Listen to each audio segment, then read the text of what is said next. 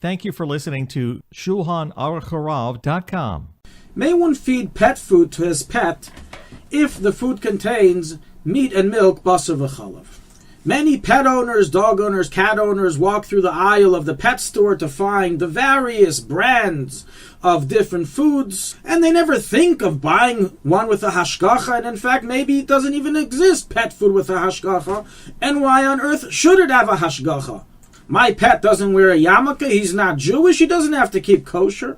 Nonetheless, while this statement is correct, for the most part it does contain some qualifications that the pet owner must know when purchasing food for his pet. And that is as follows. It is a correct sentiment to state that the laws of kashrus do not apply to animals. However, when it comes to an owner providing an animal with food, certain restrictions and limitations apply. In regards to what foods may he supply his animal to eat. So in general, most non-kosher foods that are prohibited for Jews to eat are only prohibited in consumption and not in benefit. And therefore, just like there's no restriction for the animal to eat his food on his own, there's no restriction for the owner to provide him with it. And these foods don't have a prohibition in benefit. There's likewise no prohibition of doing business with non-kosher foods by purchasing a non-kosher food for the sake of your animal to eat, as business is defined as buying and selling and not buying and feeding. However, all this applies only to the majority of non-kosher foods which do not contain a benefit prohibition, in which case they may be purchased and fed to your animal. However, foods that contain a prohibition against benefiting from them, then just like you can benefit from them, you are not allowed to feed them to your animals, hence receiving benefit of giving them food and sustenance. There are a number of non-kosher foods that also contain a benefit prohibition and would therefore be prohibited in being fed to one's animals, such as arla, yayin nesech, chametz on Pesach, but we will focus now only on the Isser of Basar Bechalav, while in Mir Tashem the other issues will be dealt with in a future halacha. So Basar Bechalav, meat and milk that have been cooked together, is considered under a biblical prohibition of consumption and benefit.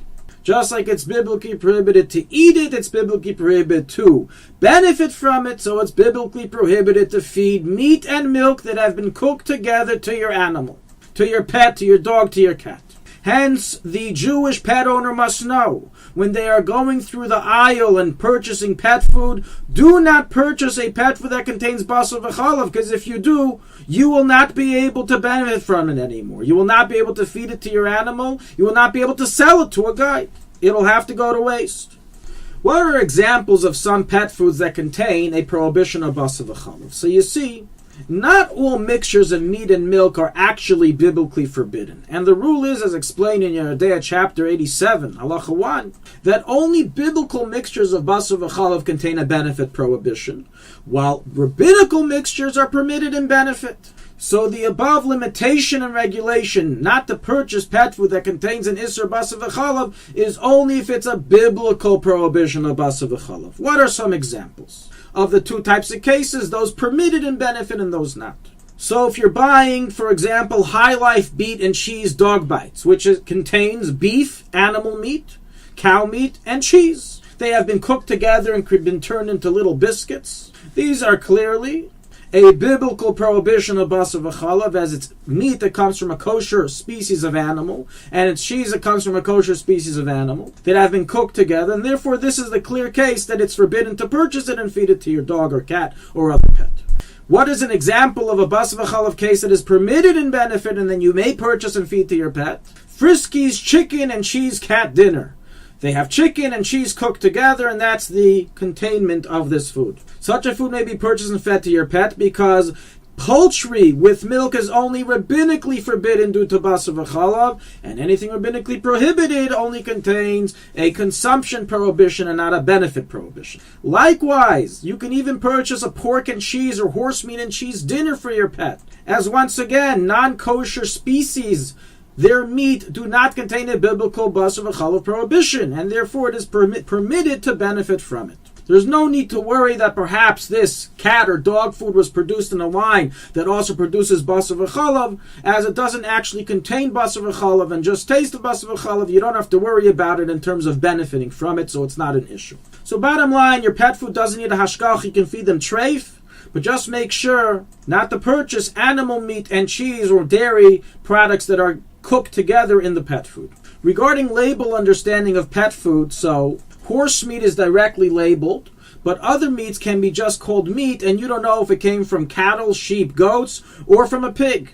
And in such a case, you have to be careful. You have to be machmer due to a safek, a doubt, and not eat, and not purchase the food to feed to your pet, unless you verify with the company what they mean by meat, what type of meat is used in this pet food. Likewise, regarding milk, not always does it say cheese in the ingredients, but sometimes it says casein or whey, which are, of course, milk derivatives, and that would make a prohibition of basar v'chalav if there is actual and kosher species animal meat within the ingredients. It is good to note that there is available on the market pet foods that are kosher, have kosher supervision. This especially applies during Pesach, but even during the whole year. And as we stated, you don't have to buy it, you don't have to feed your pets kosher food, but you do have to be careful of the issues that we mentioned. In Mir Tzem, in a future year, we'll cover other issues such as wine or grape derivatives inside of the pet food, arla and chametz. Thank you for listening to Shulchanaruchharav.com. Our free services of making Torah knowledge available to the public depends on donors like you. Please help us continue our work through making even a small contribution at Shulchanaruchharav.com under the Daily Halacha Dedication section or in the subscription page. Also, check out our online courses and many sefarim available for purchase that will both enhance your Torah knowledge and help support our work.